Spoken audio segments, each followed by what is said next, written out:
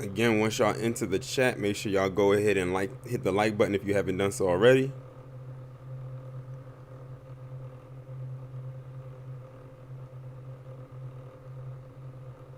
I'm just going ahead and I'm sharing this with as many people as possible on my various social media platforms.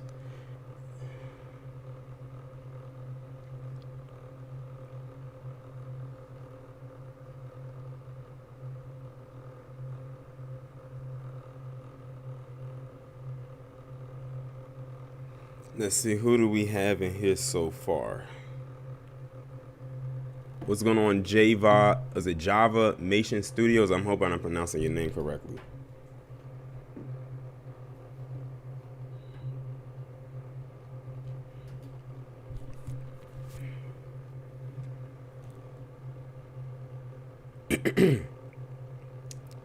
What's going on, Isaiah?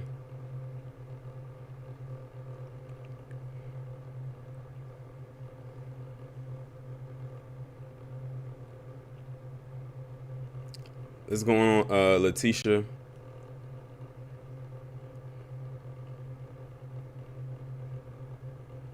What's going on, Tina?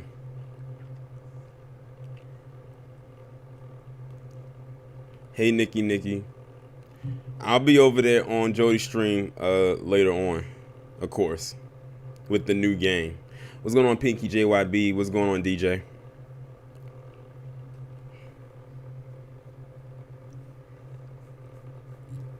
And I hope y'all noticed the little banner now that I have at the top of the screen. It says text this number for all my video notifications from my channel.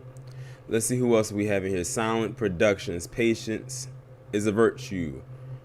Ariel Frierson Moore. I'm hoping I'm pronouncing your name correctly. I'm probably not, though. What's going on, Ashen, Stephanie, Darlene, Joseph? What's going on? And welcome everybody. Make sure y'all hit that like button. If y'all haven't done so already, make sure y'all hit that y'all hit that share button as well. What's going on, Angie? Again, for all my notifications to my channel or to my videos whenever I upload them, the number is right there at the top of the screen. You have to text the number. I've had some people, reach out to me and said I couldn't get in because their mailbox was full. That's probably because you called the number. You have to text it. So far, I already have 35 members. And all of them pretty much have said that they've gotten the notifications immediately, so it definitely works. But I need more than 35 because I have way more than 35 people who watch me. Let's see, who else do we have? Oh, you said it's pronounced Tierra. Okay. Thanks for correcting me. And speaking of one of the people right now who is part of the community, Nika Nostalgia, she was like one of the earliest people to sign up. Let's see, who else do we have in here? Kanan, or is it Cannon? Kanan.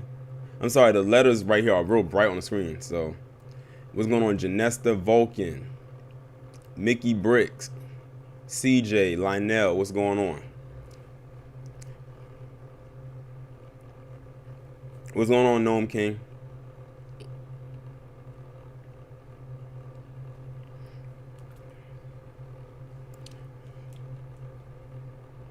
You said I'm your fave. Thank you. I appreciate that. What's going on, Mark?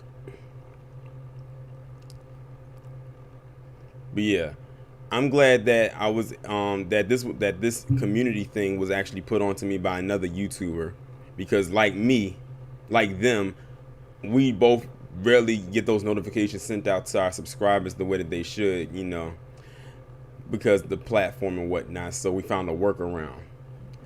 Solo Dolo, what's going on? Well, be safe. You said you're on the road. Be safe wherever it is that you're going. What's going on? HRM Black Grinder First. What's going on? Oh, Kana. Okay, Kana. Oh, yeah, CJ. You right about that. Mark Stewart says you heard about Soho Karen. Yeah, I heard about her interview. And to give a little disclaimer, I'm going to mention it now and I'm going to mention it later. I have already recorded a video about that. I've already recorded a video about that, and that's going to come out much later on. That's probably going to come out probably maybe Sunday, because I have another video that I have to put out before that, which I'm gonna see if I can push that out tomorrow, just so I can upload that one on Sunday. But yeah, that interview was, it was something. But I would say this: at first I was like, why are they interviewing her? But then I'm glad after listening to that they did, because now we get a deeper look into who she is as a person, and she is tacky. She's one of the most tackiest people I've ever heard open their mouth to say anything. And I'm gonna just leave it at that. But I'm not gonna talk about that in this live stream. I'm gonna save that for my video. That video, and I'm gonna say it right now, that video is a little over 20 minutes long, because I had to dissect that interview. And the thing is, the interview was only like almost 7 minutes. But yeah, I'm gonna try to push to get that video out at least by Sunday, because I have other videos that I have to put out before it. But it is coming. Let's see, who else do we have in here? Av the Great, what's going on? I didn't see Jay Lethal's live stream last night. Yes, Patience, that she is. She, in every sense of the word, she has more than earned that title. And the thing is, I don't even like Gail the Gargantuan. You know, we all have a problem with her, but even I felt a little bad for her with how disrespectful she was. Tyler Johnson said, what's the name of that other stream you're going to be on? Oh, it's another stream by another YouTuber by the name of Jody's Corner. He does like a lot of movie, television show, pop culture type of shows, like separate from what I do. I call that my wind down zone. And I usually go over there every Monday and Friday, and it's kind of a late stream because he's on the West Coast, I'm on the East Coast, but it's like I have to have enough energy to stay up, but I've managed to find a way to do so. But yeah, that's the name of it. K Nicole B, what's going on? Hey K Nicole, I don't know why you were having a problem trying to get into the community app, because everybody else was able to get in, and I don't know if you said you was texting, but it wasn't letting you in. I'm not sure why that is. Sierra, you said you wasn't getting notifications on here, but you did subscribe the number for notifications. So see, it works. See, the people that are able to get in. See, now I have to program my head. I share it on Twitter. I share it in the community text app, and it's so easy to do. All I got to do is just press a button, and it says everyone. It puts everyone's name on there. Copy the link, paste it into the thing. Press send, and boom, everyone has it. Mia, who we found out her name is Mia, not Maya, but her name is Mia Ponsetto. Yeah, she's everything I thought she was. She's everything I thought she was, and a whole lot worse. But we're going to talk about that. I'm going to put that video up on Sunday, because it is a video I want to put up about her, where the cops arrested her. Because, you know, they arrested her and they said that she was resisting arrest and all of that type of stuff. That video is going to come out tomorrow. I'm going to try to push to put that one out there tomorrow, and then do the interview one on Sunday. Gnome King, all you got to do is, if y'all want to get the notifications to my videos whenever I send them out, all you have to do is text that number, that 301-747-0390 number. Once you text it, it'll send you like a welcome. I'll go into the app, open it up. I'll see that your name popped up there. I'll add you into the group, and then that's it. It's that simple. Aaron said, why the hell she get an interview? That was my initial thought, was why did she get an interview? But I'm glad that she did, because now we see her for who she is. And Gayle King said that that's only part one of the interview. They said that the second part's coming out on Monday. So I can only imagine what else she has to say, because she said a mouthful in this first part. And she had her lawyer there while she was talking. I thought it was her mother, and y'all will hear me make that mistake in the video, but I correct myself.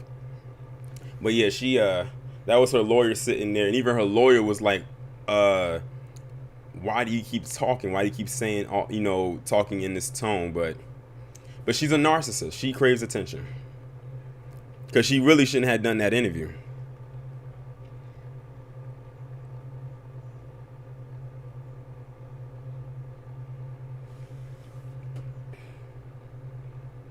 No, yeah, you can send me stories on there. Yes, you can send me stories on to the if you join the community, you can send me stories through that.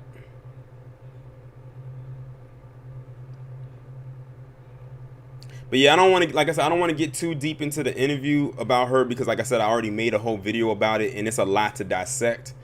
And I don't have like the interview, of course, in front of me, and I already did like a whole 20 plus minute video talking about that. But you'll see, you will hear the interview as well as me break it down on Sunday when I upload it.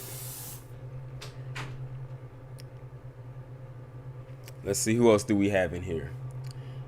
Autobot Jazz was going on. Moms Davis, Shamar Davis was going on.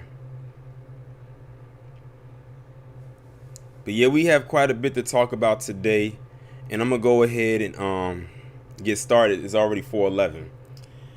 So the first thing I wanted to talk about, well, first off, if you notice, I'm keeping it on one screen for right now. I'm not switching between slides like I usually do. I guess you can say I'm just kind of chill this week. And speaking of Triple P, my first Triple P will be coming out tomorrow. I just recorded it today. My first Triple P of the year of 2021 is coming out tomorrow. And when I first heard about this story, I shook my head and laughed at the same time. I said, this person deserves exactly what they got. I'll give you a hint. It comes from what happened on Wednesday. It happened from what happened on Wednesday at the Capitol, but it has nothing to do with that Ashley Babbitt. I do have a video about her, but it's not a Triple P. But the person I'm doing the Triple P on it came from that incident. That's all I'm saying. And you'll see it tomorrow. It's probably gonna be like the first video that I upload.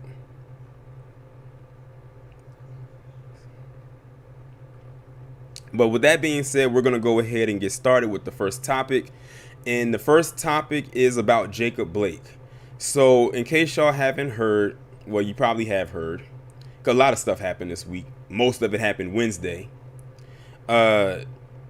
Jacob Blake, the pig that shot him in the back seven. See, I had to catch myself. I almost said shot and killed. I almost said it. I had to catch myself. The pig that shot Jacob Blake 7 times in the back, thus rendering him paralyzed from the waist down for the rest of his life, got no charges for what he did. I am not surprised. This is how you know that the game is up. When they start saying oh, we have the National Guard, or we have all these all this security, all this police, and all of that stuff, when they start saying stuff like that, that's how you know that they were not going to hit that person with any charges. And sure enough, they didn't miss a beat. So now apparently you can just walk up to somebody, put a gun in their back, and shoot them 7 times, almost kill them, and still get away with it. And you know what they kept pressing? They kept pushing Jacob Blake in this domestic dispute that he had with this woman. That's what they kept pushing. They kept pushing that, or they kept pushing the whole resisting thing and everything like that. You know, the typical spiel that they do with black people on a regular basis. No one can said, I heard Jacob Blake's family is teaming up with Eric Garner and George Floyd's family. That'll be an interesting combination. What's going on, Chris G? But yeah, they didn't hit him with any charges. No charges whatsoever. None. And I'm not surprised that they did. And they're going to try their best to bury that story, or bury his identity. They're not going to keep his identity out there like Derek Chauvin and all those pigs that was responsible for the murder of George Floyd. They're going to keep his identity on the low. On the low. I think I've only seen his image like 3 times. I barely even know his name. What's going on, Handling? And I'm going to see, because I forgot exactly what that what they said why they didn't do it, but it was something ridiculous. I'm gonna see if I can pull that up.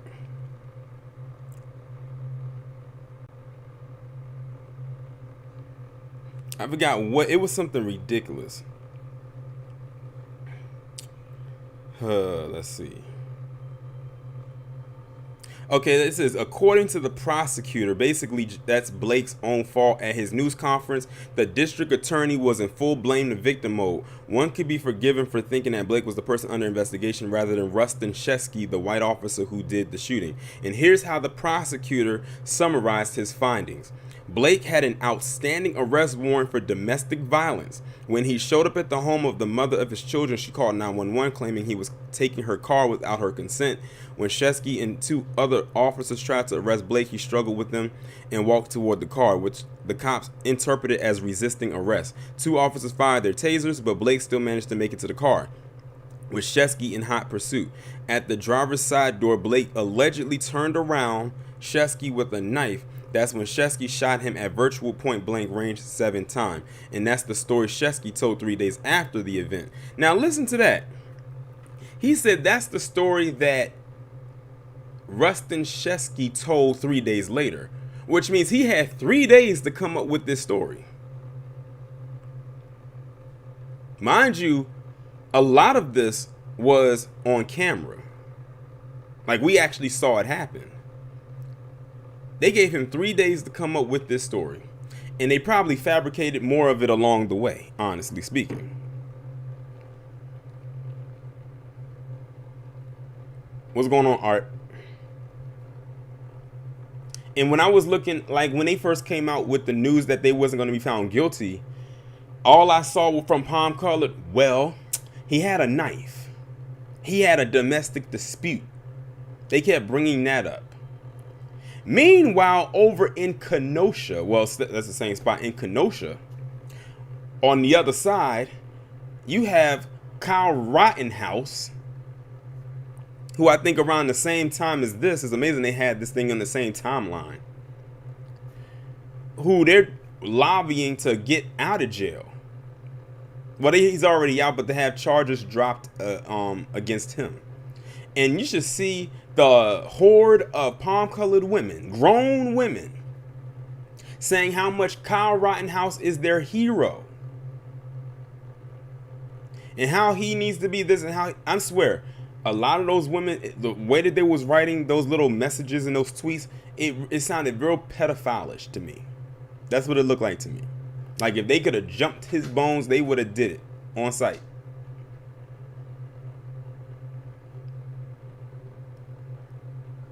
Yeah, exactly. So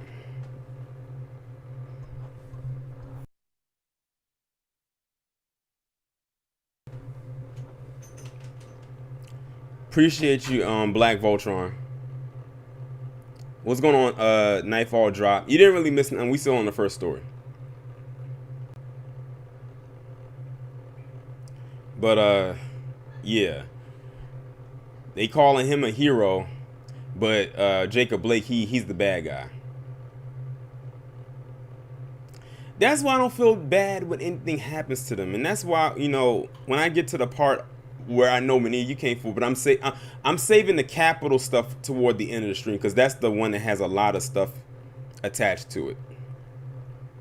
Right, I'm glad you said that, Angie. He said he fights girls, so he's this woman's savior. It's crazy because they don't even talk about that. Now, they could bring up stuff about Jacob Blake's past because they love to dig into black people's past, but they don't talk about Kyle Rittenhouse and him fighting other females. And that's also on video.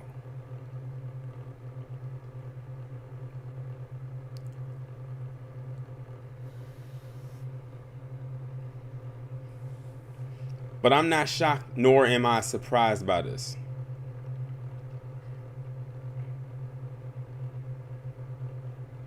Now, what they'll probably do is, I don't know if they'll float him to another department for his quote-unquote safety, or if they'll keep him there. But I guess. But to move on from that and on to the next topic, let's talk about the McMichaels.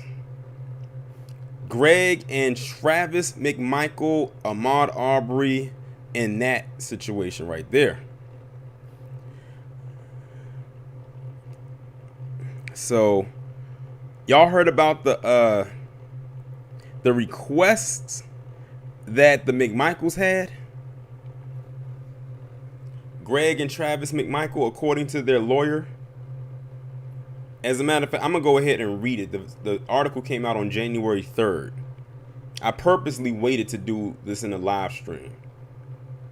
It says the lawyers of Travis and Gregory McMichael request to prohibit calling Ahmaud Arbery a victim and ban spectators who wear BLM attire in the courtroom during the trial. I can get with the BLM attire and, you know, not having them there if they want to wear that. I can get that. But to not call him a victim, that is absolutely ridiculous because he was a victim. But see, they don't want to see him as a human. What's going on, TM1? They don't want to see him as a human being. They want to see him as a thing or as an it. Because, you know, they love to take away and strip the humanity of black people.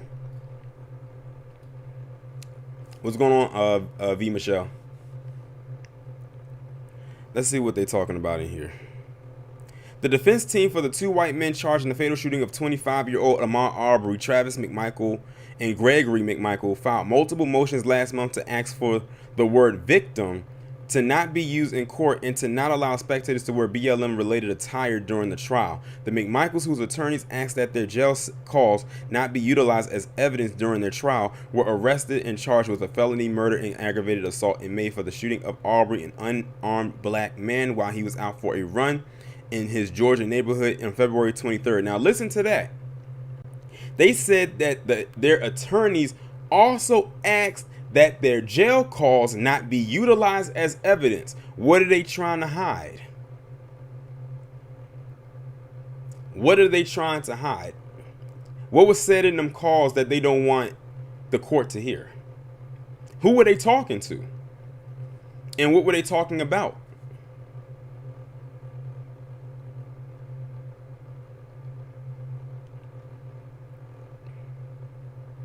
The duo said they mistook Arbery for being involved in neighborhood break-ins. Insider previously reported both Travis and Gregory pled not guilty and were denied bond. The attorneys for the McMichaels are calling to ban the usage of the word victim in regards to Arbery during court proceedings, according to a motion filed to the Superior Court of Glenn County that was first reported by TMZ and CNN. Use of the term such as victim allows the focus to shift to the accused rather than remain on the proof of every element of the crimes charged. See, they know if they could get that to pass,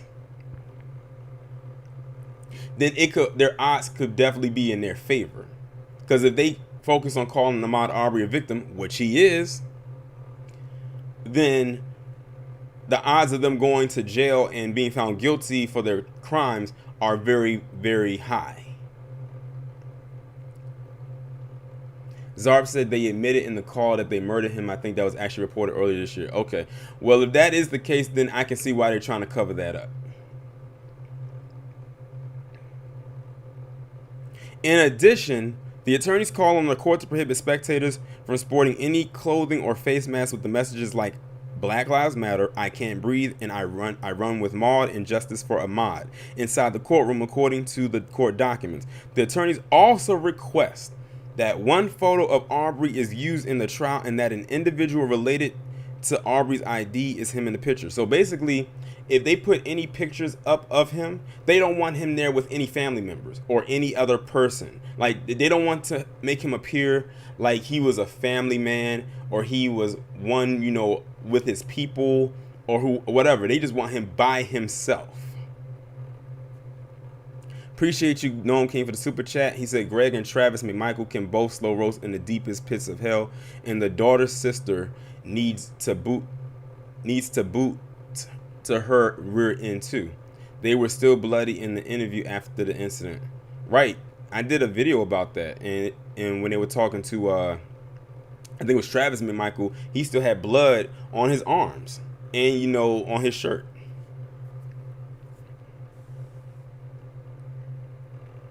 Travis and Greg McMichael moved this court to limit the number of in-life photographs to one. limit the content of any such photograph to the descendant alone, and to require a non-related witness to identify the person depicted in the one photograph. Now, basically what they're saying is they don't want any family members there, because they'll ask them, can you point out to me who is Ahmaud Arbery in this picture? They don't even want that to happen. They are basically trying to strip Ahmaud Arbery of all of his humanity. Appreciate you, Solo Dolo. He says they should have been arrested on the scene to begin with. They can rot. This is the attorneys. They got a lot of requests. The attorneys also requested of Arbery's school, employment, mental health, and law enforcement records, according to the court documents. Now hold on. Wait a minute. Are you serious? Did y'all just hear that? So they want them to take away any family pictures of him. They don't want people there wearing any BLM stuff or anything or any paraphernalia like that. They don't want the use of the word victim, but they want his school, employment, mental health, and law enforcement records. Basically anything to incriminate the victim that they don't want to call a victim. See, they figure if they use anything incriminating, he can't be called a victim. That is some bullshit.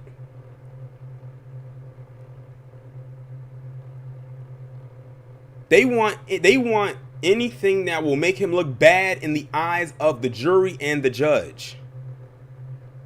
Right, Signey, they want to dehumanize him. Like I said, they want to strip him of his humanity. I hope the judge denies every last request.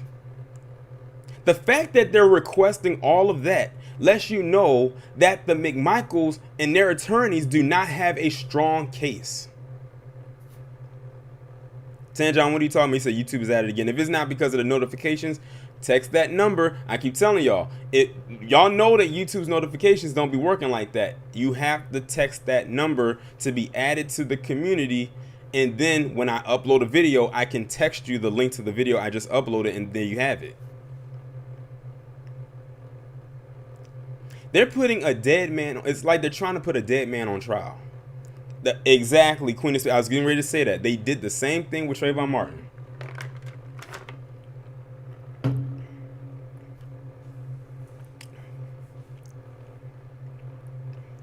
So they want to get, like I said, they want to get rid of anything that will make him look like a victim, but want to keep everything that can to make him look bad in their eyes.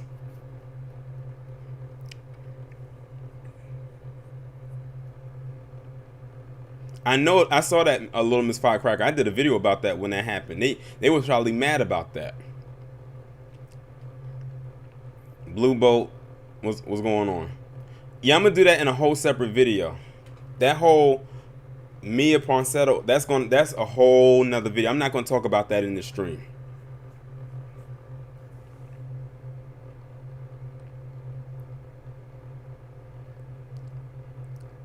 I mean, I don't think I've ever seen them go this far before.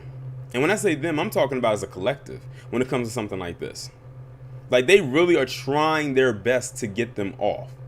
And like I said, when they have to do something like that, that means they have a very weak case. If y'all remember the one who killed that black girl in California and almost killed her sister on that train platform a couple years ago, remember they kept trying to do all this extra stuff to try to get him off or at least into a mental facility? And I said they have a very weak case.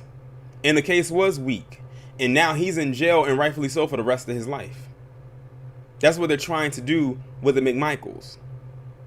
When you have a weak case, you have to do shady stuff like that to make your case appear stronger. When you have to start stripping away things so that the other side has nothing to work with. Okay, for anybody who wants to join the community and wants to get notifications whenever I upload a video, the number is at the top of the screen. Can y'all see it?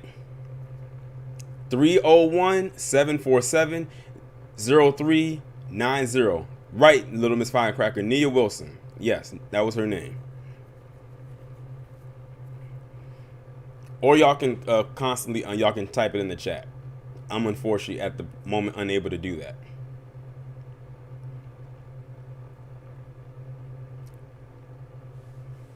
But yeah, I see the game that they're trying to play. And also, if y'all remember, Ahmaud Arbery's mother has said she wants the death penalty for the McMichaels.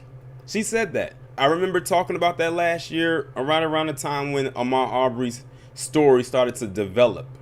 She said she wants them to get the death penalty. Not life, the death penalty. That's what she said she wanted. And she was very specific.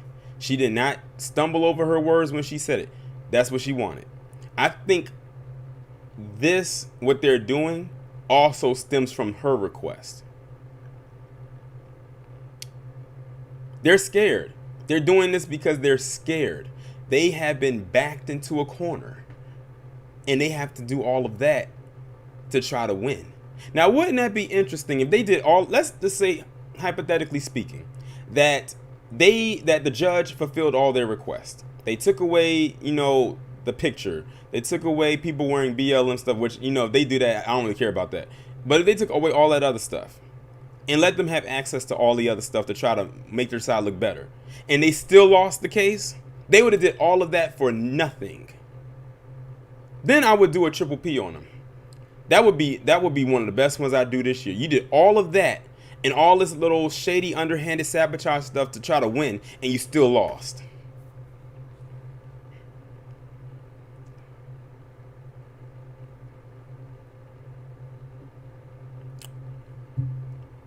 But yeah, they tried it. They really did. They tried it with this one. They really did.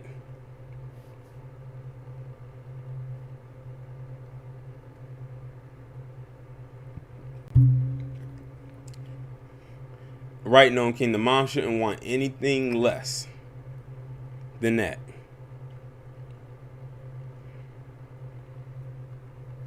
But yeah, we'll be keeping a close eye on that one.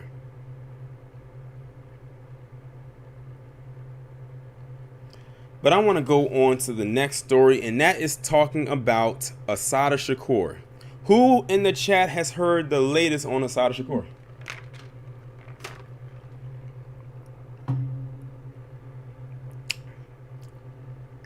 Who in the chat has heard the latest on Assata Shakur? I'm going to see if anybody knows what I'm talking about here.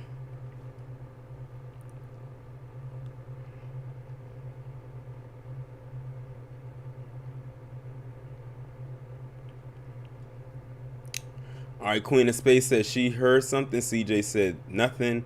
Solo Dose said they looking for her. DJ said one. I'm going to guess that's a yes. Jordan said you have. You read the story? Okay. So, for those of you who have heard or have not heard, the FBI, after 40 plus years and counting, they are still trying to find her. They're still trying to find Assata Shakur. And they saying that they are calling for new tips about her. I'm like this. I don't know her. And they even mentioned this person by name. Does anybody know an Assata Shakur? Or as they call her, what's her name? Joanne Byron? Does anybody know who she is? Because I don't know her. Like Mariah Carey says, I don't know her. They said they've been looking for her since 1984. And I have no clue who she is. You can't come over here to ask me. I don't know. 1984, that predates me. I was born in 89. I have no idea who she is. I've heard of Tupac Shakur, but I don't think there's a relationship there. And I don't think there was a relationship there. People have common they have last names and whatnot, but that don't mean they're related, But yeah, they said they've been looking for this woman for so long. Allegedly, she killed this palm-colored cop back in the day. Yeah, allegedly,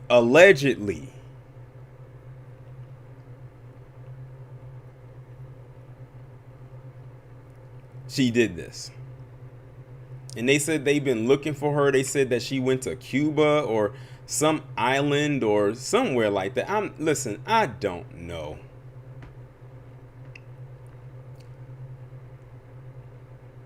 I have no clue who she is. And to the people that's letting me know in the chat, clearly this is going way over your head with what I'm talking about. We don't know her. Like, try to read between the lines of what I'm saying here. And shout out to Solo Dolo for the super chat. We don't know who she is.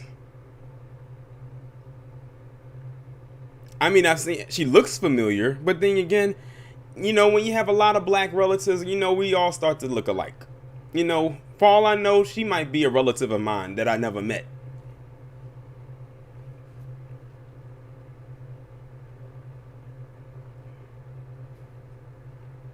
But I don't know who. I'm lost. I am lost. None of us know who she is.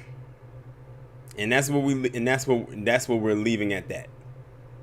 So they said they've been looking for her since the 80s for like the last 40 some odd years, and they're trying to ask people, when they ask you, if they was to come up and ask you, you don't know her. Okay? That's the story, and we're sticking with it. And you're right, Stephanie, there is a white guy named Tupac Shakur. I did a video about I forgot about that. There really is, no, like seriously, there really is a white guy out here named Tupac Shakur. I kid you not. I'm not even joking at this point. There really is a white guy out here by that name. Same first and last name. I forgot what he did.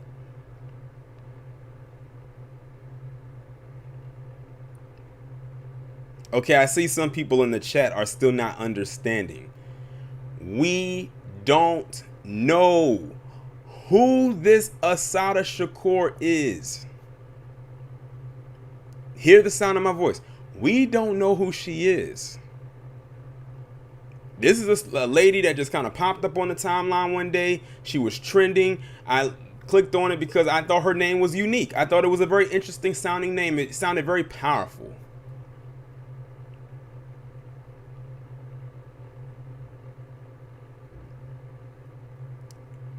And it's interesting because you have a lot of people like No King said, that's on that FBI watch list that they should be going after. But they don't be going after them like that. But you gotta think, why would they be so gung-ho on trying to find this woman for 40 plus years, for this? For something she allegedly did. Like, why are they so adamant of trying to get her? Like, what is it? What's going on, Anthony? I don't know. I really don't know what the infatuation is with this woman. Like, is she famous? Is she a celebrity? Did she save some whales?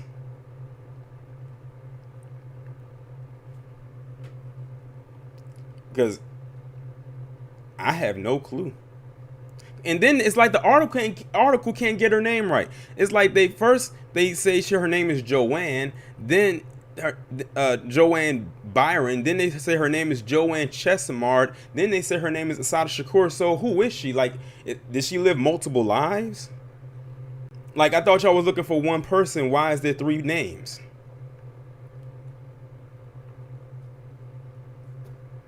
I thought y'all were looking for one. You trying to tell me that she can make multiple copies of herself? She can clone herself. She's cloned herself two more times. Like, the article just seems to be all over the place. I don't know who wrote this. Where did this? It came from Revolt. But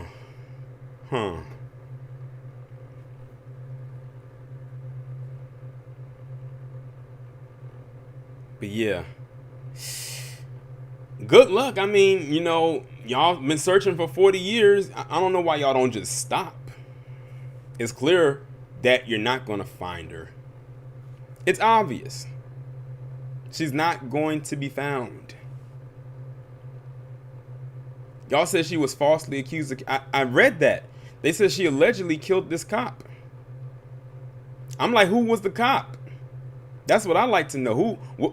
Was this like a top cop or something like that? Because they going to the edge of the earth to try to find her and have been trying to find her for the last few decades. So what was so special about this cop?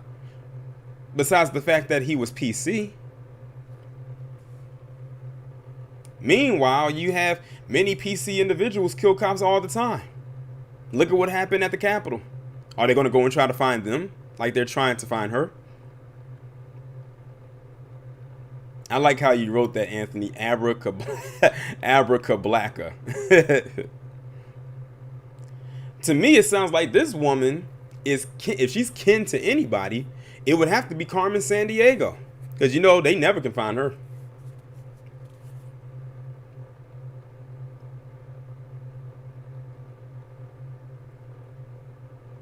I mean, if I were them, I would just give up the search. Because apparently they're not going to find her. Stop trying.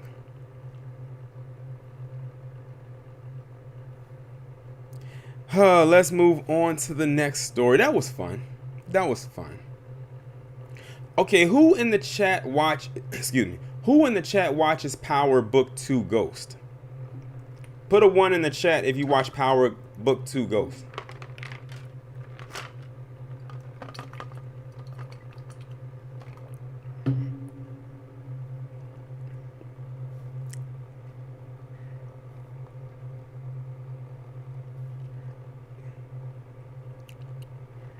And shout out to C Truth the Revelator and Virgo King for the cash apps.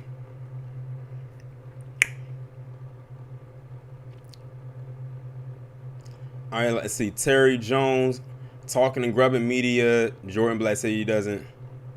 Cherie watches it.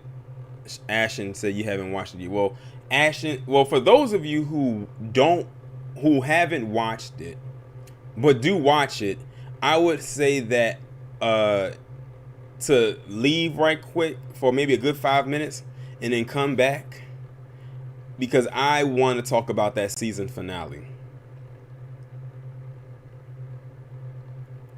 and how good it was.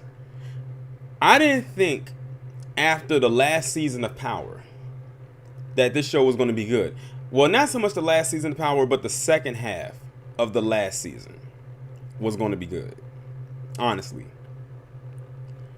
because the second half of the last season of Power kind of dragged out to me about who killed Ghost, even though we kind of figured, we knew it was going to be Tariq. And going into this show right here, which is after those events, I can honestly say that this actually was a good show. It was actually a very good show. I actually enjoyed it. And shout out to Versatile Legacy. Listen, you already know. Shout out to Versatile Legacy. The plug. That's how I was able to get through the season. Because I don't have stars. I don't have it.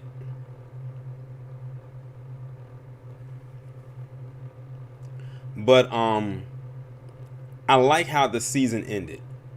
The season ended just as I wanted it to.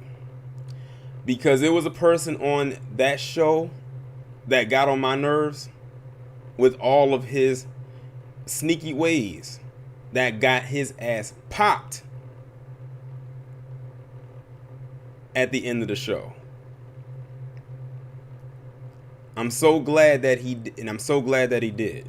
Because he was doing too much. He was doing it way, way too much. I will say this, that Mary J. Blige did a very good job with her character. In case y'all didn't know, what's going on, JJ Smooth? Mary J. Blige is on this show, this version of Power, where she basically plays a queen pin. The man she's married to, he's currently locked up. He's a kingpin, and she basically has to run the business while he's in jail. And she has 3 kids. And basically, this show chronicles Tariq is in college. He has to go to the school. He has to graduate with a certain grade point average because that's the only way he'll get his inheritance. And he basically embodies and becomes how his dad was. He basically embodies that and becomes what his dad is. I had said this on Twitter. Michael Rainey Jr., who plays Tariq St. Patrick, I need them to campaign for him to be Miles Morales whenever they decide to bring him as a live action character into the MCU. Because I see it. When I look at him, I see Miles Morales. I really do. I see, and it'll be a different look for him. He's not playing the roles that he's always usually known to play. This will be something different for him, but I can see it. He's like the perfect age to play it. He's like around the same age as Tom Holland. I think he's a little bit younger, and he could play him. And it's ironic because I follow him on Instagram, and when I was going through his story, somebody had sent him a art piece that was drawn up of him wearing the Miles Morales Spider-Man suit. And I said, wow, this person who drew this up read my mind. Like I think he could pull it off. Also, Method Man, he was in the show. This was a different role for Method Man because he wasn't playing like the typical roles he usually does. He was playing a lawyer, even though he was a shady attorney. He was a shady attorney. But he did what he had to do for his client, who was the Tasha St. Patrick character played by Notori Naughton. Head Jazzy said, love your channel, appreciate you. Sax can go. Cooper Sax, he can go. They could have got rid of him at the end of the series of Power. Sax, they can give him the boot. Tired of Cooper Sax. Who else was on there? That little Asian chick, I think her name was Riley. She was nerve-wracking. And I could tell from the minute her character came onto the scene, and ironically, she's the niece to Cooper Sax, so that makes sense. They both annoy me.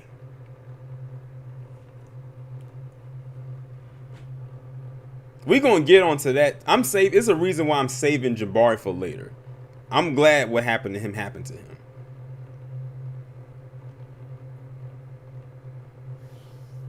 Let's see. Kane would be a dope character, and the person who plays Kane is the guy who played Bobby Brown in the New Edition story and in the Bobby Brown story that came on BET. And he plays the character of Kane on the show. And he basically is trying to be like his dad in every sense of the word, but he's so damn reckless.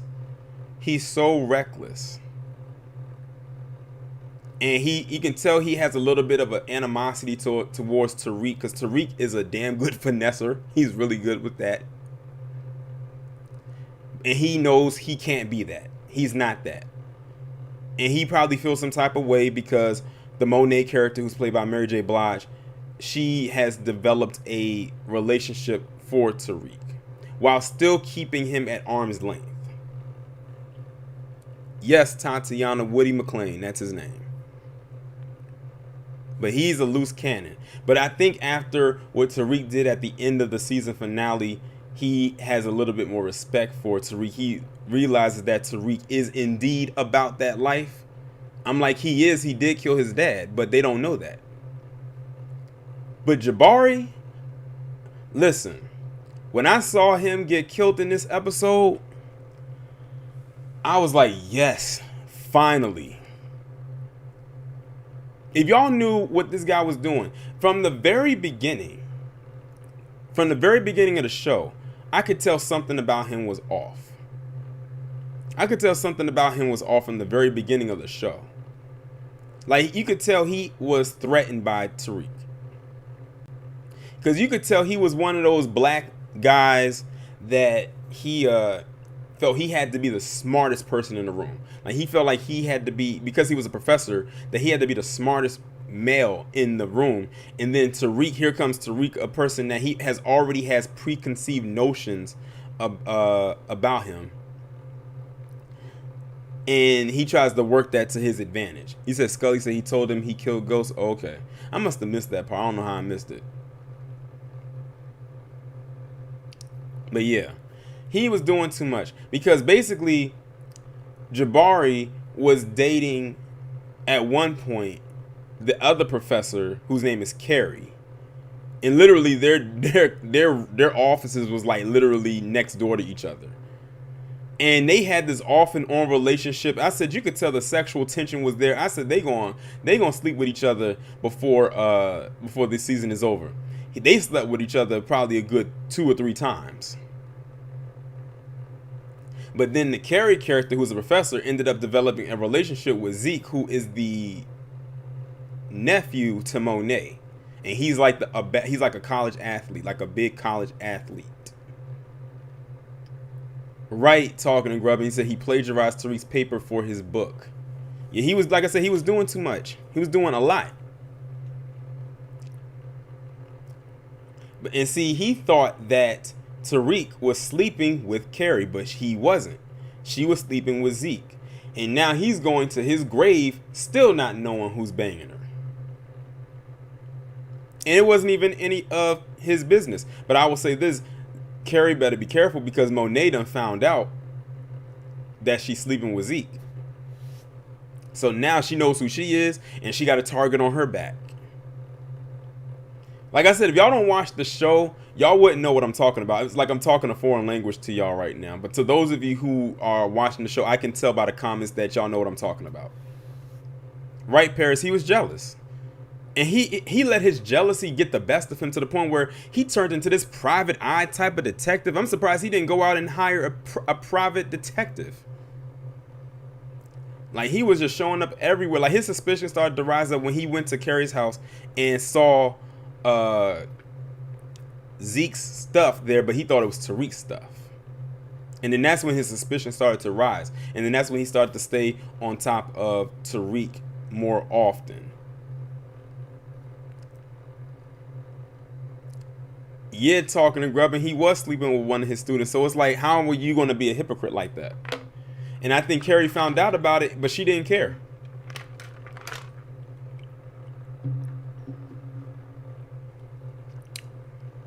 I think she found out that, I think she knew that he was sleeping with a few of his students, but she didn't care. But he genuinely did not, we're going to get to that, Paris. He genuinely did not like Tariq. If it was anybody else but him, he probably would not have had an issue. But because it was Tariq, he had a problem. But Tariq was not sleeping with his teacher. And yes, Tariq is very smart. He is very, very, that's why I say he's a finesser. He's very good. He's very crafty.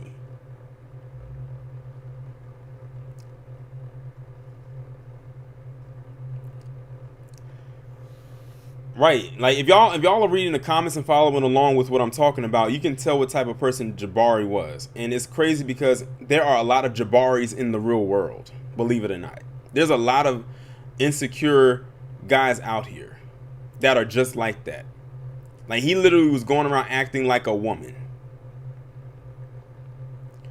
Also, Tasha, you know, she's out of jail now. I kind of figured that was going to happen. That was kind of predictable. Tasha is out of jail. I kind of wish Tasha would have put hands on that female security guard, because she was doing way too much.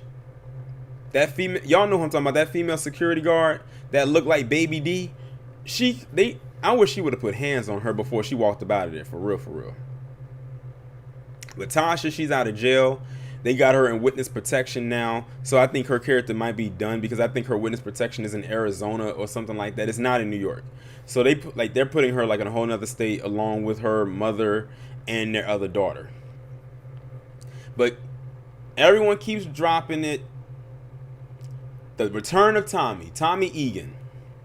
Yes, Tommy came back in this episode. And we kind of knew it was coming, because Tasha did something shady to get herself off the out of there. She basically said that Tommy was responsible for Ghost's murder, even though she knows it was Tariq, but she's covering for him. because she doesn't want to see her son go to jail. So Tommy came back. Tommy is back, and now his goal is to find Tasha, because he wants to kill her for pretty much lying on him. And he told Tariq flat out, I will find your mother and I will not stop. And if I do find her, I'm going to kill her. Those were his words. Like in so many words. He told that to Tariq's face.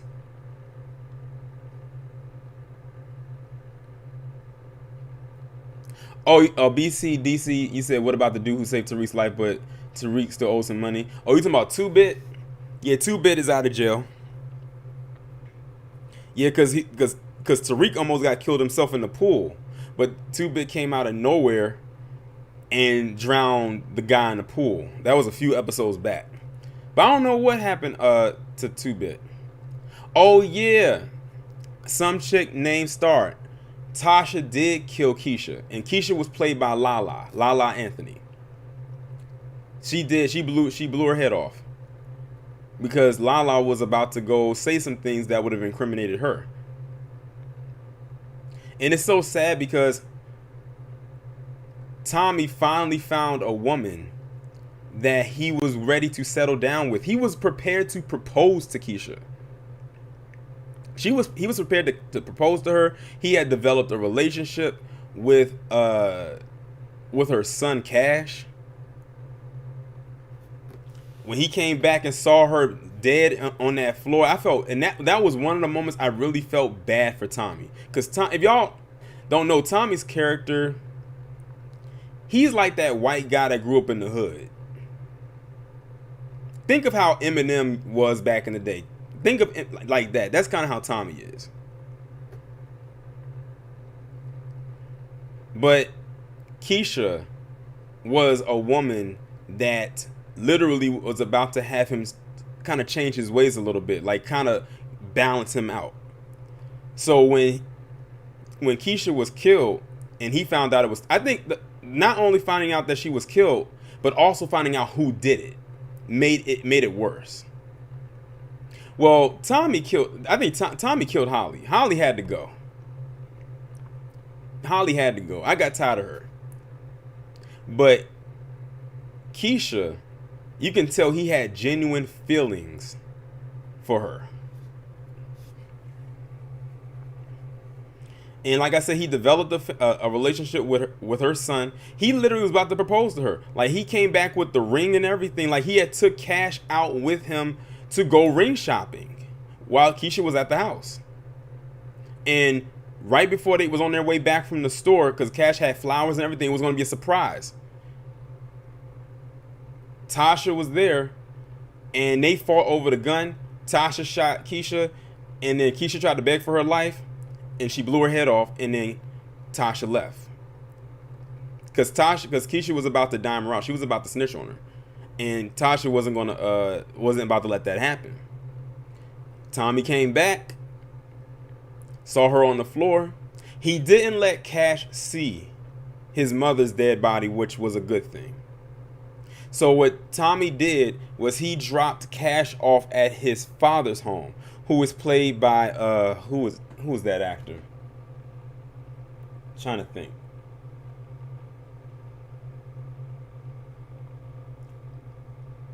Oh, I forgot his name. Someone put it in the chat. Somebody put Cash's dad's name in the chat. I forgot the actor's name.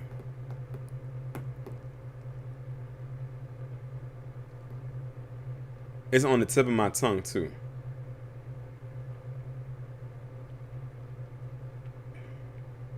Jesse Williams, thank you, talking to Grubbin. Jesse Williams is playing Cash's father. So I don't know where Cash is at right now. You know, they say he's with his dad, but I don't know where he's at right now. No, not Michael Ealy. Jones. Jesse Williams. But yeah, that was pretty much it. I kind of dug back a little bit from the last from the final season of Power with that last little story, but I had to bring y'all up to who Tommy is and why he came back. Because I think he's getting his own show. I think Tommy's getting his own show. Tommy's supposed to be going out to LA because in the season finale of this episode, they played it off like Tommy died in that car crash. He crashed his car and he died. They played it off like that. Basically, so they wouldn't try to find him to arrest him. So they said, oh, you can't arrest the dead guy. So now Tommy is going to have his own series, but it's going to be in LA. I don't know how that's going to work, but we'll see. But, that's pretty much it. I know I kind of bounced all over the place, but, if y'all want to go ahead and watch it, it is on Stars. But me, I don't have Stars. I have a plug. And shout out to that plug, Versatile Legacy. And also, if you have a Fire Stick and have Kodi, you can just go right on there and type Power in, and you can watch the whole season. It's only like 10 episodes, so it shouldn't take you long to get through it. But I really enjoyed it, and I think the next season is going to be about Kanan. And Kanan is going to be season 3, and I think that's going to be the next book. And I think what they're doing is they're giving every person like a little spin-off series, and then when the series finally comes to an end, that's when they're going to wrap it up and kind of bring everyone back together for like one big final showdown, if you want to call it that. But that's pretty much the entertainment portion of the stream. Now we can get back on to these other topics. But I just wanted to have a section to talk about that, because I wasn't going to do a whole video reviewing the whole season. I said, let me just put this in here, to have a little entertainment talk with my subscribers, because I know some of y'all do watch the show. So to get back on topic, on these topics, I wanted to talk about what recently has come out about Kobe Bryant and Vanessa Bryant. Well, more so Vanessa's mother than anything. Lovely T did a very thorough, well-explained video that was probably about 40 minutes long, talking about Kobe and Vanessa and their relationship. Basically showing clips when Kobe was in high school, showing when he got right when he got drafted out of high school, and all types of things like that, leading up to him when he met Vanessa. What I didn't know is that he had a girlfriend. She was a black girl, and everyone remembers when Kobe took Brandy to his prom. What you didn't know is that because Kobe was becoming such a huge name, that they arranged it where Kobe took Brandy to his prom. It wasn't organic. And when I say that, I mean he didn't ask her to go to his prom. They set it up for her to go with him. It's because they said industry-wise, it looked good. So Kobe went to his prom with Brandy, who many people at the time thought they were dating, but they weren't. He had a whole girlfriend. But they said because he's Kobe Bryant and he's this rising star, it would look good if he had a celebrity on his arm, and Brandy at the time was a big star. So his girlfriend got shafted. She wasn't able to go to the prom with her boyfriend because she wasn't a big name. I said, wow. I said, I learned something new today, because I didn't know any of that. That was brand new to me. So going forward, I think eventually Kobe did break up with this girl, and he went to a video shoot, and then he saw and spotted with his own eyes this girl who he didn't know. She was a quote-unquote video vixen, and her name was Vanessa Lane, because Lane is her maiden name. Mind you, Vanessa, at the time when they met, I think was 16 or 17. Kobe was like 22. Kobe had a few years on her. So many would look at that as, I don't know how that's going to work because he's 22, he's considered an adult. Vanessa is like 16 and she's still a child. She's still a minor. So I think they messed around behind the scenes. I'm going to just be completely honest. I think they messed around behind the scenes. And for about 2 years. When Vanessa turned 18, Kobe proposed to her. So you got to think Kobe was like 24 and Vanessa was like 18. So it's almost like he couldn't wait for her to become legal, to make it official that, you know, that she was 18 so she could get married to this man who clearly was 24. Ironically 24 like his jersey. And, you know, they got married, and then there was some more backstory because there was always this tension about his parents and everything not liking Vanessa and everything like that because, you know, he was dating a black girl, and it's like he kind of pushed her on the back burner for this Latina and everything like that. But when you dig deeper, it's because Vanessa was very young. Vanessa Bryant was very young. Well, Vanessa Lane at the time was very young. So I think that was an issue that they had.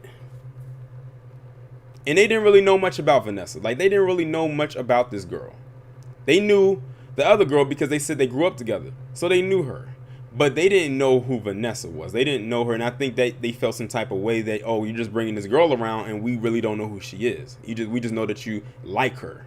And that's about it. When they got married, Vanessa's family outside, well, with the exception of her mother, and Kobe's family were not at the wedding. They said the only people that was at the wedding was Vanessa's mother, and a witness. So it wasn't a big extravagant wedding. It looked like it almost looked like a shotgun wedding, but it wasn't a shotgun wedding. But it looked like one of those small weddings. You know how like you go to the courthouse or you go to one of those chapels, some cheap chapels? That's what it kind of looked like. So I think his family also felt some type of way about that as well. Now, when it comes to, it's a whole bunch of stuff. If y'all want to know the whole little detail, I'm only pulling out stuff that I can remember because there was a lot of information to retain. If y'all want to watch the whole breakdown, go to Lovely T's channel, and she breaks down the whole thing in pieces. Now, the main point I want to talk about is Vanessa's mother. This woman right here is like a true gold digger. And she was grooming her daughter to be that. That's why she had Vanessa going to these video shoots, knowing damn well she should not have been sending her there because she was a minor. But because they could put some makeup on Vanessa and make her appear older, they could probably get away with it. Because if you look at pictures like her high school pictures, Vanessa looked older than what she appeared to be. Appreciate you, Shades Worthy, for the super chat. They said, pair character, lifting some weights, saying keep it up. Appreciate you. But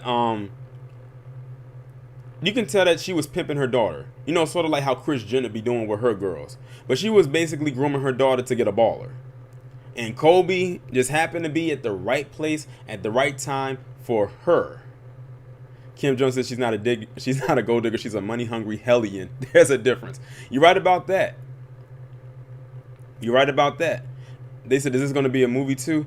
Shoot, there's enough information in this for it to be a movie. If they cover all of this details, that would be interesting to see actually unfold. And I can't help but think that her mother reminds me of Yolanda Saldivar so much. Her mother looks so much like the woman that killed Selena. She does. And that's scary. But what's going on, Black Rage and Lexi? But basically, Vanessa's mother blackmailed Kobe Bryant into marrying Vanessa because of their relationship that they had when she was still a minor. So Vanessa's mother basically threatened to go to the press and tell the press that Kobe Bryant, this big rising star athlete basketball player, was dating a minor, if they did not get married and financially help her while they were married.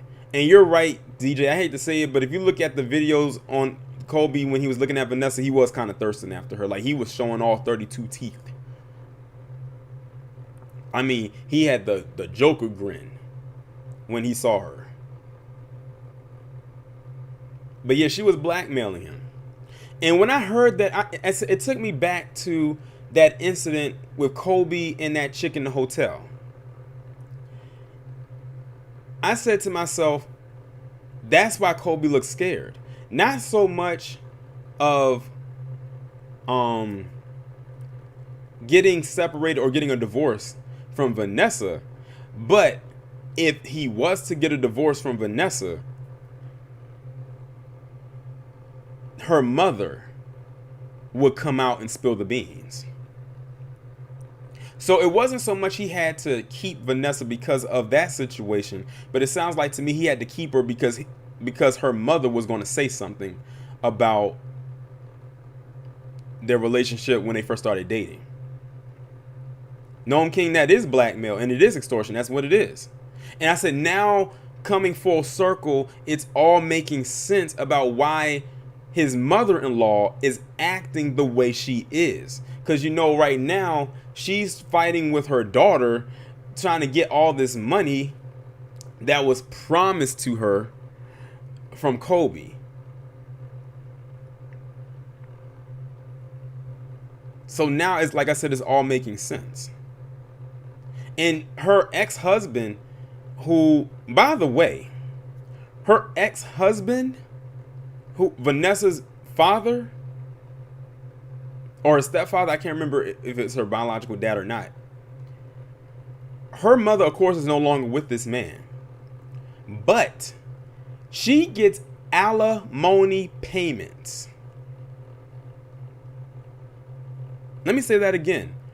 She gets alimony payments from her ex, still to this day. This woman would go around and start dating and sleeping with these other men, but she would never marry him because she knows if she married these other men, her alimony would get cut off.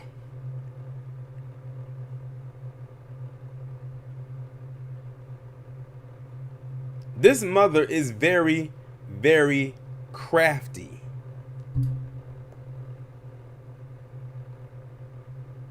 And she's very conniving. Yeah, she's still getting alimony while still trying to get money from a dead man.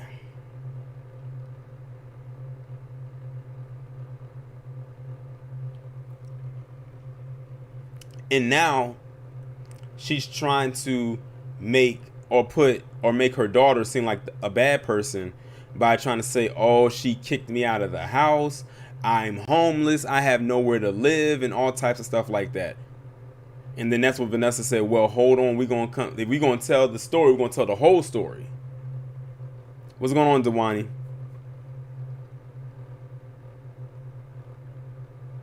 So she's holding one man hostage for alimony while trying to hold a dead man hostage, in death.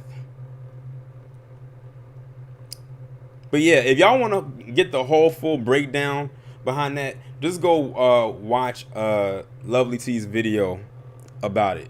I could only remember certain parts, but it was a lot. It was a lot. And those were the parts I really wanted to focus on, but it's so much more. It even talks about like the situation with his parents and what is it? And his mom selling his memorabilia and all types of stuff like that. It breaks down why she did that and how the media kind of twisted it over the years to try to make it seem like she was this completely bad person for doing that. But when you hit a breakdown, you can see why she did it.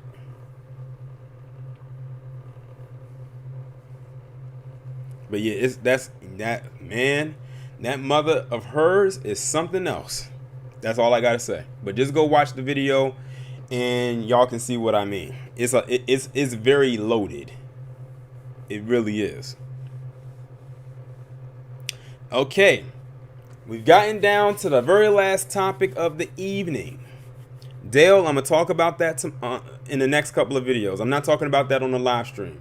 To anybody that's just coming in, I'm not talking about Mia Ponsetto in this live stream. That's gonna be a separate video. That's gonna be a separate video. I have a video probably coming out tomorrow and another one on Sunday with the interview she did with Gayle King. I'm not talking about it on here in this live stream. I kind of preluded to it in the beginning of the stream, but I didn't go into too much detail. And the reason I'm doing that is because if I talk about it in this live stream, what's the point of me putting the video out there? But the last topic of the evening is the one that everybody has been wanting to hear me talk about. I appreciate you, Sydney. Said really enjoyed this live. Shout out to everybody who is enjoying the live, and also make sure, if y'all have not done so already, to text that number at the top of your screen so you get notifications every time I upload a new video or whenever I post a link to me going live. Because everybody has been getting the live, not the lives, but the links to the videos and everything, and I haven't had any complaints yet. Also, you have to text it. Do not call the number. Text it. So, the last topic of today is, of course, what happened on Wednesday. What happened on Wednesday at the Capitol? And before anybody asks, I'm okay. As y'all already know, I live in the DMV area. Where I live at is about 5 minutes from the DC line, but I don't live anywhere near the Capitol where that happened. Appreciate you, Black Rage 843, for the super chat. But yeah, that was crazy. When I first heard about this, one of the first things I heard, well, I knew that they was going down there. I knew that they were going to go down there because that was the day they had scheduled for it. They had told people, if you work downtown, don't go down there, take the day off, don't get in the mix of that. Appreciate the super chat, Libra Justice. They said don't go down there whatsoever. Just stay away. If you have to go into work, just take off and everything like that. So, they did coverage of it pretty much all day. It all started with them, all being down there and everything like that. Just waving their Trump flags and holding their signs and saying their little chants and all of that. Then all of a sudden, maybe an hour or so later, I'm looking through my Twitter, because that's how I get a lot of my news, believe it or not, it's through Twitter. And shout out to Lisa and the One LVC and KD and She Royal family, because we actually did a collab live on that day that it happened. And if y'all go back and check it out, it's still up on her channel. The next thing you know, I'm seeing stuff come through saying, oh, they're trying to break in. They're trying to breach the Capitol. Oh, the Capitol's been breached. I'm like, what the hell are they talking about? So it's coverage everywhere. Like, every news outlet was talking about it, no matter what. If they were talking about another story, they cut right to the coverage of that. And the videos that I saw was absolutely insane. Now, for those of you who do not live in the area, DC has a zoo that's owned by the Smithsonian. Kim Jones, my Cash App is $ Torian Rain. The next time I do this live stream, I'm gonna put a text up there for the Cash App as well. But the DC has a zoo owned by the Smithsonian. I said, did the animals somehow break through and come all the way down to the Capitol? And listen, it looked like World War Z. They were climbing up the walls and using ladders and all types of stuff to get over. Then I saw videos of Shout out to Gnome King. He said, "Hey, racist palm color folks, suggested for y'all don't ever call black people monkeys again. The way y'all was scaling and climbing up those walls." Exactly. And truth be told, if you shave a monkey, a gorilla who has very dark fur, they're pale underneath because they don't get any sunlight. The fur covers them, so they're very pale. Monkeys are pale. If you shave their fur, they're pale. So they climbing up the walls. I saw like the security had opened up the gate and actually let them walk right on in. They opened up the barricade and walked on in.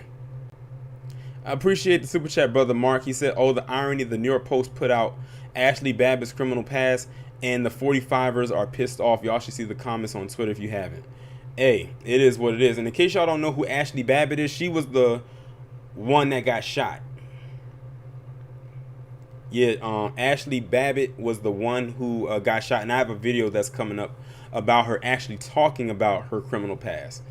Probably going to be up sometime, if not this weekend, this week, definitely for sure.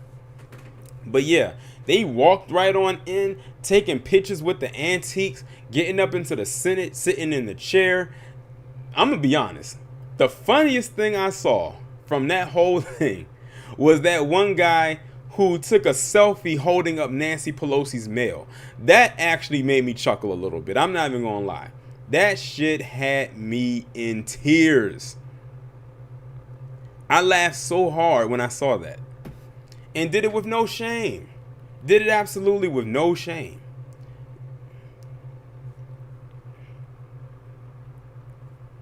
Then, you know, the memes that came from that when it was talking about black people and that going on, they was like showing pictures of how you would have a lot of chaos happening in the background and black people over here just minding our business. I said, black people, mind your black ass business. This has nothing to do with us. That has nothing to do with us. This is their fight. Let them deal with it. We have no say in this. None.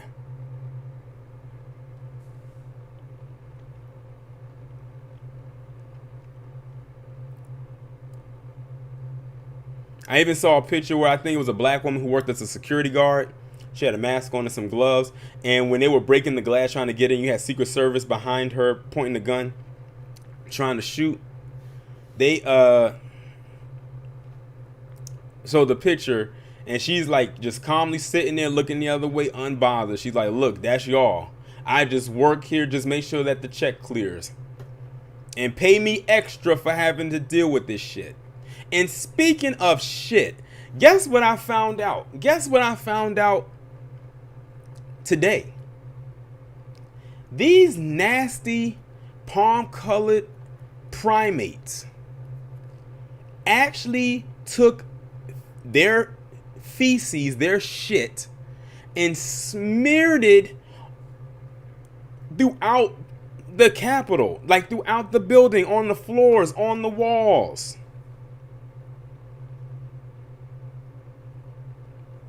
I said that just is a testament of how they live when they are at home.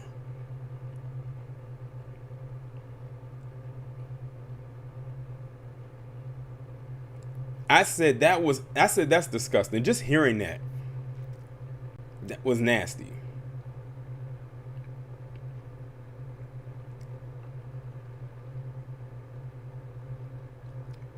But you know what? What it really all boils down to? And shout out to Professor Black Truth. I don't know if y'all seen the last two videos he uploaded. He did one yesterday and he did one the day before yesterday. Well, I think he recorded them on the same day, but he split them up into two videos and did one on each day. Where basically he was saying how this is what the government gets. This is exactly what the government gets. Because they've let this problem fester on for so long. And they never held them accountable for their actions, and they allowed them to get away with so much for so long that now that they've come to clap back on them, they don't know how to handle it. He was talking about how back in 2006, under the Bush administration, that they had formally announced that they believe that Dub S infiltrated the police departments. And guess what the Bush administration did when they heard that? Nothing. They ignored it. They practically treated it as if that couldn't possibly happen. So this is a problem that has been going on pre-Trump, pre-45. And they've let it go on and on and on for so long because, like Professor Black Truth said, they were the foot soldiers for them to come after us. But now their foot soldiers have malfunctioned and has turned on to them. But you want to know why this also looks bad? Because other nations now have seen how easy it is for them to get into places like the Capitol. They should have been on high alert when they got into the Capitol in Michigan last year when they didn't want to quarantine.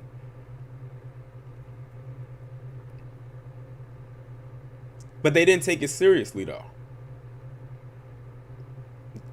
I think, and the only shocking thing to me about this was Mitch McConnell, of all people, referring to them as thugs. I was shocked that that word left his mouth, and I'm shocked he was the one that said it. What's up, Rashad?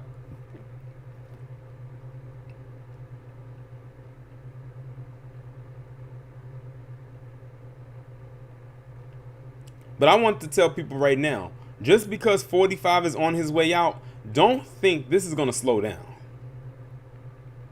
I pretty much said something to the effect on Twitter that this situation right here, he has opened up Pandora's box, and it's going to stay open. That's why it kills me when I see a lot of black people, especially a lot of black women, get out there and say that we are the backbone of the Democratic Party. We're saving America.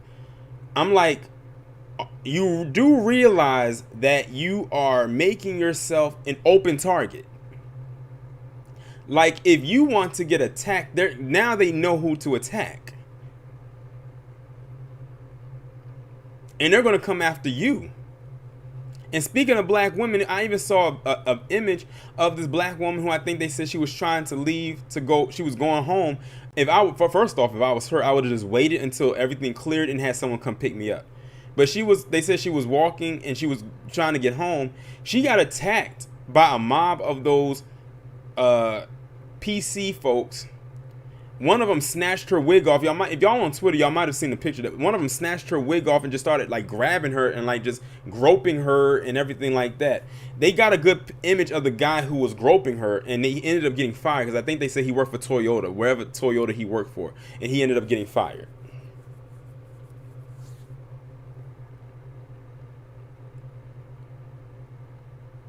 But this is only the beginning.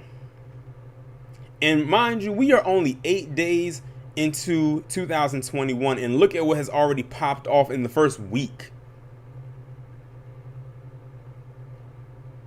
Right, Wayne Tillman says, so now you all know what 45 meant by stand back and stand by. And he said that back in November, what was it, after the election? Code speak. And it wasn't really that hard to decipher what he was saying.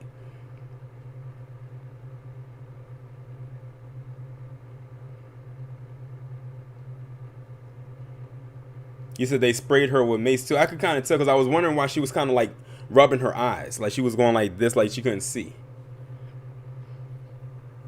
But if I was her, I would have just waited until that area died down and cleared out before I left.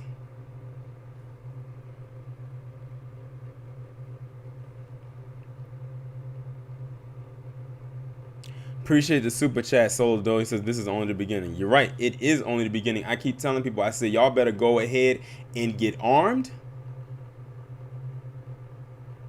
and start training if you haven't done so already. Now, I will say this. They knew better than to bring their asses across Anacostia in Congress Heights in Southeast. Not everywhere in D.C. is gentrified yet. Ward 8, They ain't coming over there. They know exactly where to go. And guess what? January 20th is 2 weeks away. They'll be back. I'm predicting they'll be back.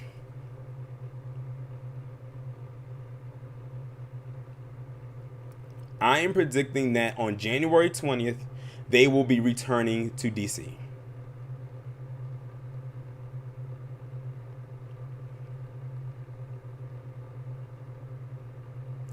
And like I said, this is like people, and I've been saying, this is only the beginning. There's much more to go. Now, I know I said that this is going to be the last topic, but there's one more thing I wanted to talk about. Did any of you see that video? Speaking of black women, did any of y'all see that video? If you are on Twitter, you probably saw it. If you saw this video on Twitter, it didn't have anything to do with what happened Wednesday. It was before that. But it was this black woman who I guess was at some kind of demonstration, and she was like kind of outnumbered, and she was like sitting there talking her shit. And this white lady tried to stop her from talking. She kept trying to like put her hand down or something like that. And then she made the fatal mistake of touching this woman in her face. That black woman stopped talking. She looked over at that white lady one good time and knocked her head back like a Pez dispenser. Hit her so hard, had her whole eye leaking. Like, she had her shit leaking. I don't know where the video is. I don't know if I can find it, because if I could, I would have played it for y'all. I would have just held the phone up to the camera so y'all could see it. But she hit her, and the thing is, she hit her so hard and so fast, it doesn't even look like her fist made contact with her face until you saw her being carried away, and you saw all this blood leaking down her face. And then, of course, Karen went into victim mode and tried to make it seem like she did nothing wrong. I'm like, first off, the woman wasn't even talking to you. She wasn't even talking to you. She was talking to somebody else, and then you tried to put your hand in her face, and then you get popped.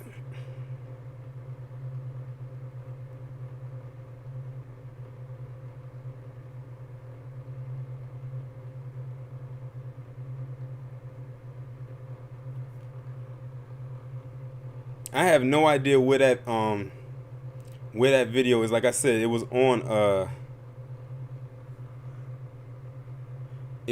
Twitter when I saw it. But for those of you who are in the chat, y'all know what it is. And you can tell by the way that, you can always tell that someone who may have had some kind of fight training with the way their stance is. And the way her stance was and how she connected with her face the way that she did, I can tell that either she has had some kind of fight training or she grew up with a lot of men, like some older brothers or something. Because one thing people will tell you, if you are a woman and you have a lot of brothers, they will teach you how to fight. And you can tell the difference between a woman who knows how to fight and one who does not. Shout out to you, Solo Dolo, for the super chat. You said you hear about Meek Mill L-Class co-star? No, that's my first time hearing about it. Solo Dolo says that Jay Lethal has it on his channel. Okay, let me go to Jay Lethal channel so y'all can see it for yourself, just in case y'all have not seen it.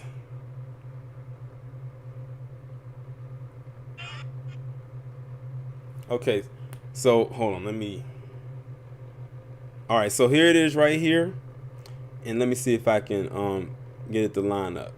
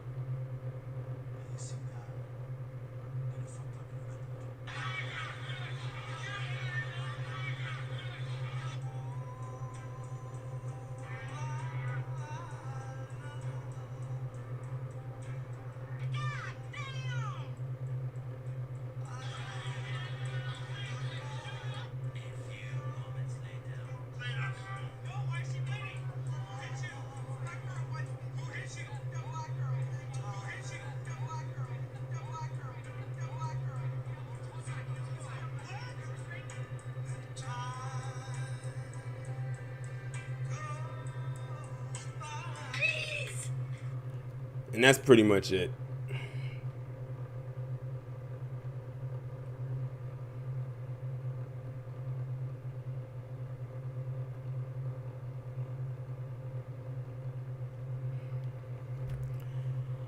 And the thing is, the video was recorded at a distance, and she hit her so hard that you could actually hear the impact from a distance. That's how hard she hit her. And I don't think this woman had on any rings. She hit her with bare hand, bare fist.